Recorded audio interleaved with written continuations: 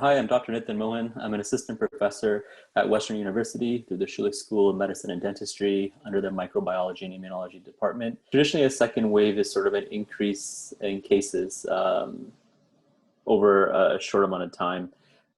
So what happened, we had our first wave, we enacted public health, broad public health measures to drive our case counts down. The hope during this time is to build capacity. So build capacity in our lab testing, in our contact tracing, and also in our communities to sort of understand what we're doing to help with the cases. Once we lift restrictions, in a perfect world, or we hope that the case counts don't jump too high. But typically, what happens is you lift restrictions, you see a bit of a rise in case counts. In our situation here in Canada and in Ontario specifically, with the weather getting colder in the fall, and now with schools reopening and other sectors reopening, it's sort of predictable to see a second wave.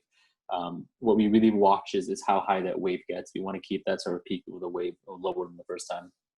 The difference between the first wave and the second wave is there's a few things that we have that we didn't have the first time around. Is we have a lot more data now. So through our contact tracing and our lab data, we can pinpoint where these cases are arising from. So we can do targeted public health interventions. So the hope is not to close down all parts of the economy and all of our sectors. When we talk about public health, it's not just infectious disease transmission. We're talking about social issues, we're talking about economical issues. We want our students to go to school and get an education. We want businesses to make money and people, not to be thrown into poverty.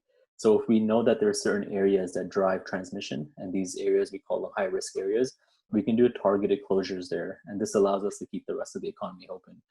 The second wave isn't going to introduce itself politely and say, hi, I'm here.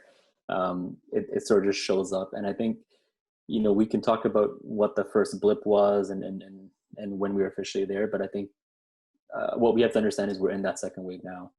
And so we need to sort of take this with the precaution that it deserves, continue on our measures like we reiterated, and hopefully we can drive the case counts down.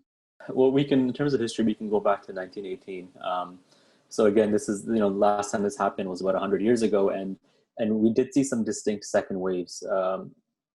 The waves that were higher or the areas that had a higher second wave tend to have shorter first wave precautions. So what that means is they lifted the restrictions earlier than places that had a lower second wave. So again, you can anticipate a second wave almost everywhere, but what we're looking for is the peak of the second wave. How high are we going to get? And the hope is that we don't get too high on our daily case counts.